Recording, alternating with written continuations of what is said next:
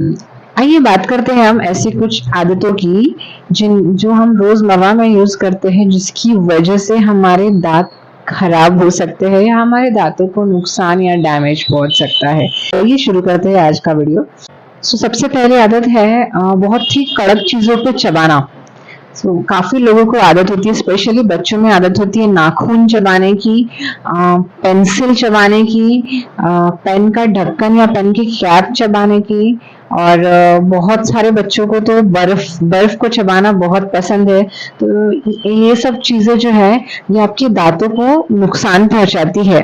आप इन कड़क चीजों पे चबाते हो तो आपको तब कुछ समझ में नहीं आता, बट आपके दांत में माइक्रो फ्रैक्चर तैयार हो जाते हैं, छोटे छोटे से फ्रैक्चर स्टार्ट हो जाते हैं जो आगे चल के आपको सेंसिटिविटी दिला सकते हैं।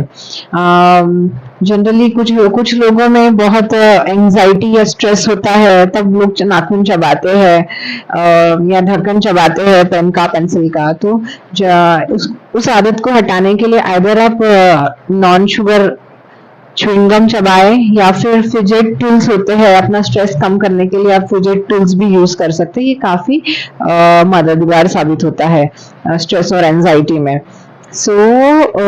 हार्ड चीजों पे चबाना आपके दांतों के लिए बहुत ही नुकसानदायक है। आप ऐसी कोई आदत अगर आपको है, अगर इस तरह की कोई आदत आपको है तो अभी से बंद कर दे।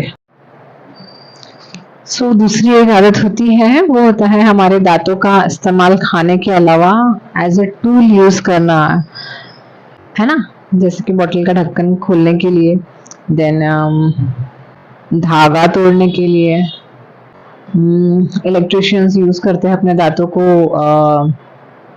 वायर तोड़ने के लिए। हर चीज के लिए एक टूल बना हुआ है। दांत आपके टूल्स नहीं है, दांत खाने के लिए बने हुए हैं तो आप खाने के लिए इस्तेमाल कीजिए। बाकी सब चीजों के लिए अपने अपने टूल्स हैं। धागा काटने के लिए कैंची है, वायर काटने के लिए अपना अलग टूल है, ढक्कन खोलने के लिए भी एक टूल है। ये सब चीजें जो है आप दांतों से इस्तेमाल ना करें, बिकॉज ये कभी कभी बैकफायर हो सकता है और आपके दांत टूट सकते हैं, फ्रैक्चर हो सकते हैं। और एक बार दांत टूट गया तो दोबारा वापस नहीं आ पाएगा। देन आपका खुद का ही खर्चा बढ़ जाएगा, जैसे कि रूट कैनाल, कैप। और अगर दांत बचने लायक है तो ठीक है, वरना दांत निकालना भी पड़ सकता है। तो इस तरीके की चीजें करके आप अपने दांतों पे नुकसान ना पहुंचाए, ना ही अपना खर्चा बढ़ाए। तीसरी आदत होती है कई लोगों में कई लोगों को मुंह से सांस लेने की आदत होती है, नाक से नहीं ले पाते हैं। उसके पीछे का कारण कुछ भी हो सकता है, लेकिन अगर आपको ऐसी चीजें अपने बच्चों में दिखाई दे रही है या खुद में दिखाई दे रही है तो ध्यान दीजिए कि अंडरलाइन कॉज क्या है। बिकॉज आप अगर नाक से सांस नहीं ले रहे हैं, मुंह से सांस ले रहे हैं, तो आप गलत चीज कर रहे हैं। मुंह से सांस लेने की वजह से आपके मुंह का जो सलाइवा है या फिर जो थूक है वो कम होने लगती है, आपका मुंह सूखा सूखा रहता है। और अगर मैं ऑलरेडी इस चीज के पीछे 2 वीडियो ले चुकी हूँ कि सलाइवा का कम प्रोडक्शन होने से या सलाइवा मुंह में कम होने से, ड्राई माउथ होने से आपके मुंह में कैविटीज और व्हाट नॉट क्या क्या नहीं हो सकता है। अगर आपको माउथ ब्रीदिंग की हैबिट है तो अभी ही इसे डॉक्टर से पास जाके करेक्ट करवा ले कि रीजन क्या है इसके लिए, ठीक है। बिकॉज नाक से जो हम सांस लेते हैं तो हमारे नाक में जो है फिल्टर होता है, एयर जो है वो फिल्टर होके जाती है। मुंह में एलर्जीन्स और डस्ट बाकी सब जो है वो मुंह में डायरेक्टली जाते हैं, तो इन्फ्लेमेशन कर सकते हैं आपके एयरवे में। नाक से लेने वाली जो सांस है उसमें नाक का कुछ फंक्शन है भाई, आपके मुंह में, आपके नाक में जो भी एयर जाती है वो फिल्टर होके जाती है, एलर्जिन फिल्टर होके जाते हैं। नाक का काम नाक को करने दीजिए। और मुंह में अगर आपका माउथ ब्रीदिंग है अगर चालू, तो उसको करेक्ट करवाइए। साथ ही में अगर आप माउथ ब्रीदर है तो आपके मुंह का जो फेशियल फीचर्स का जो डेवलपमेंट है वो अलग तरीके से होता है। आपके फीचर्स जो है जैसे डेवलप होने चाहिए वैसे नहीं होंगे, और ऑर्थो ट्रीटमेंट करना पड़ सकता है, यानी आपको पिन लगाने पड़ सकते हैं दांतों को करेक्ट करवाने के लिए। ध्यान दीजिए अगर ऐसा कुछ इश्यू है तो डॉक्टर से कंसल्ट करिए। देन है कि आपके टूथपेस्ट में नमक है, चारकोल है और पता नहीं क्या क्या है। आप अगर ये सब चीजें टीवी में ऐड देख के लेते हैं तो ध्यान दीजिए कि ये जो सब चीजें है या व्हाइटनिंग प्रोडक्ट्स जो है, जो बहुत क्रेज है लोगों में दांतों को सफेद करने का, आप ये लेते हैं तो ये एब्रेसिव जैसा काम करता है, आपके दांतों को घिसना चालू कर देते हैं। शुरुआत में आपको तो अच्छा लगेगा, लेकिन धीरे धीरे जब आपके दांतों की सेंसिटिविटी बढ़ेगी तब आपको समझेगा कि आपने इस प्रोडक्ट को ज्यादा यूज नहीं करना चाहिए था। और अभी तो मार्केट में ऐसा हो गया है कि बहुत सारे प्रोडक्ट्स अवेलेबल है टीथ वाइटनिंग के, तो काफी लोग यूज करते हैं। सो वो प्रॉपर अमाउंट में नहीं होता है, आप डायरेक्ट आप डेंटिस्ट के सुपरविजन में नहीं वो देखते हैं, और फिर आपके दांतों की लेयर जो है वो धीरे धीरे निकलने लगती है, एंड फिर आप ठंडा या गर्म खाने के बाद में आपको सेंसिटिविटी बढ़ने लगती है, तो that is not good. So doctor के सुपरविजन से आप ये चीज इस्तेमाल करें, वाइटनिंग प्रोडक्ट्स जो है, और जितना हो सके उतना अवॉइड करें एब्रेसिव्स। देन होता है फ्रिक्वेंट खाना खाता, स्नैक्स खाना खाना फ्रिक्वेंट स्नैक्स खाना। बच्चों में काफी आदत होती है, स्पेशली छुट्टी के दिन, इसके पहले चिप्स खाएंगे, फिर ये खाएंगे, फिर वो खाएंगे, कंटिन्यू खाते रहेंगे। बट खाना इज नॉट बैड, लेकिन केयर नहीं करते हैं। अगर आप केयर नहीं करोगे तो ये जो है आपको कैविटीज आपके मुंह में हो सकती है, आपके गम में इन्फ्लेमेशन हो सकता है। कंटिन्यू खाते रहने से जो है आपके मुंह में जो है वो चिपक के रह जाता है, then bacteria, then food lodgement, then inflammation, cavities, ये सब चीजें होती है। तो अगर ऐसा कुछ आपकी हैबिट है तो आप खाना खाने के बाद में पानी बच्चों को लेने के लिए प्रोत्साहित करें कि ज्यादा से ज्यादा पानी ले खाना खाने के बाद में, क्योंकि वो वैसे ही खाते हैं और वैसे ही रहते हैं, उनको पानी से कोई मतलब नहीं रहता, एंड देन वो सब चीजें चिपक के रहती है, and it can lead to cavities. So अगर आपको दिखता है कि गम लाइन के पास में कहीं थोड़ा सा व्हाइट स्पॉट आ रहा है, तो वो कंसर्न का कारण हो सकता है, क्योंकि आगे चल के वो जगह कैविटी का रूप ले सकती है। तो दांतों की तरफ पेरेंट्स को ध्यान देना जरूरी है। इसका तो एक ही ऑप्शन है कि फ्रिक्वेंट स्नैकिंग जो है वो थोड़ा कम करे, और वेजीज और फ्रूट्स जो है वो उनके डाइट में इंक्लूड करे, या फिर चीज, पनीर, ये सब चीजें जो है ये इंक्लूड करे। ये सब जो है ये टूथ फ्रेंडली ऑप्शंस है, सो ये इंक्लूड करे उनके डाइट में। देन नेक्स्ट हैबिट होती है टीथ ग्राइंडिंग की, यानी दांत कतरना। बहुत लोगों को आदत होती है, दांत घिसते हैं ऐसे ऐसे ऐसे, किसी को गुस्सा आता है तो वो दांतों के ऊपर दांत एकदम जोर से दबा देते हैं। सो टीथ ग्राइंडिंग की हैबिट जो है वो अच्छी नहीं है, बिकॉज आप अगर दांत एक के ऊपर एक बहुत ज्यादा रगड़ते हैं, नोइंगली अननोइंगली, तो आपके दांतों के ऊपर का जो इनामल की लेयर है वो घिस जाती है, और एक बार इनामल की लेयर घिस गई तो वो दोबारा कभी नहीं आने वाली। आप कुछ भी कर ले, कितने ही नुस्खे अपना ले, इनामल की लेयर दोबारा वापस नहीं आने वाली। सो टीथ ग्राइंडिंग की अगर हैबिट है तो डॉक्टर से कंसल्ट करें, वो आपको माउथ गार्ड, नाइट गार्ड देंगे, जिसकी वजह से आपके दांतों की जो जीज है, दांतों की जीज वो रुक जाएगी, क्योंकि इससे ज्यादा नहीं हो पाएगी।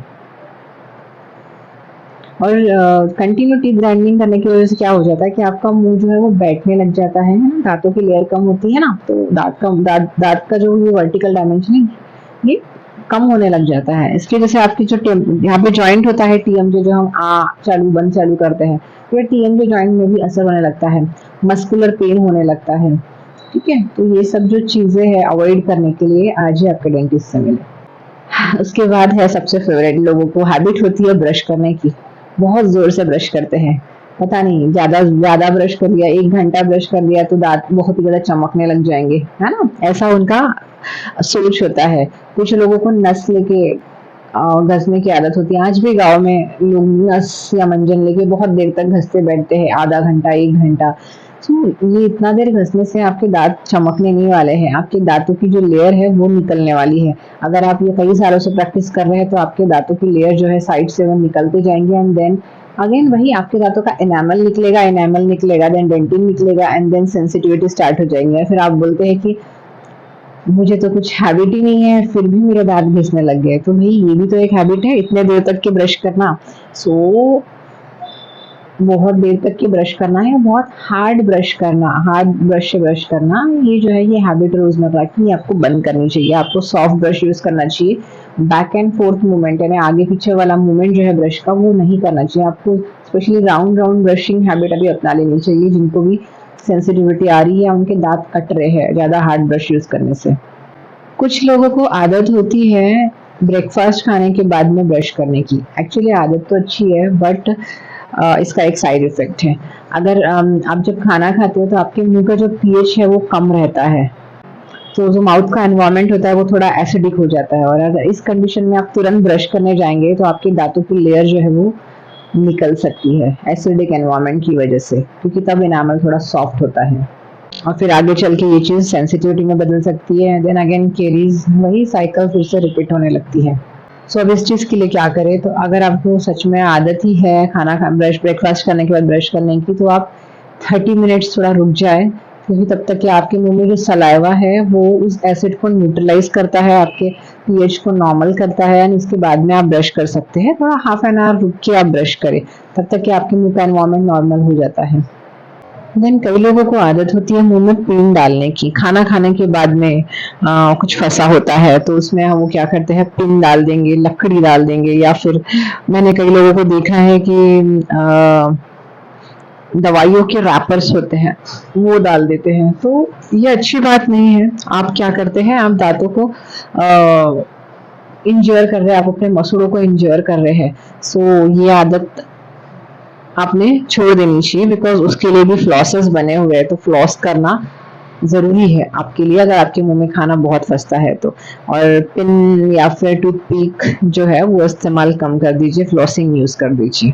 हाँ, इंडियंस में बहुत ज्यादा आदत है कि वो फ्लॉस नहीं करते हैं, क्योंकि हमें बचपन से बताया नहीं गया फ्लॉसिंग नाम की चीज भी होती है। सो फ्लॉसिंग जो है वो आपके 30% जो टूथ सरफेस है उसको क्लीन करता है, यानी कि दांतों के बीच की सरफेस को, जो दांतों के बीच में जो खाना फंसा होता है आगे चल के वहाँ पे केरीज लगना चालू हो सकता है। जिनके मुंह में सलाइवा के प्रोडक्शन बहुत ही कम है उनमें तो बहुत ज्यादा चांसेस है कीड़ लगने के उस जगह पे, इसीलिए फ्लॉसिंग बहुत जरूरी है। तो फ्लॉसिंग की हैबिट आप लगा लीजिए। सो इस तरीके से हैबिट्स जो है आपके दांतों को नुकसान पहुंचा सकते हैं, इस तरीके की आदतें। तो आज अगर आपको भी इनमें से कोई आदतें हैं तो आज ही उन आदतों को धीरे धीरे कम करने का ट्राई कीजिए, आपके जिससे आपके ही दांत सुरक्षित रहेंगे। आगे चल के आपका खर्चा नहीं बढ़ेगा, आपका दर्द नहीं बढ़ेगा, आपको सेंसिटिविटी नहीं होगी। सो आई होप सो आपको मेरा वीडियो पसंद आ रहा हो। अगर आपको मेरा वीडियो पसंद आता है तो प्लीज़ मेरे वीडियो को लाइक करें, मेरे चैनल को सब्सक्राइब करें और आपके दोस्तों में भी शेयर करें। तब तक के लिए हंसते रहिए, ध्यान रखिए। Thank you, bye.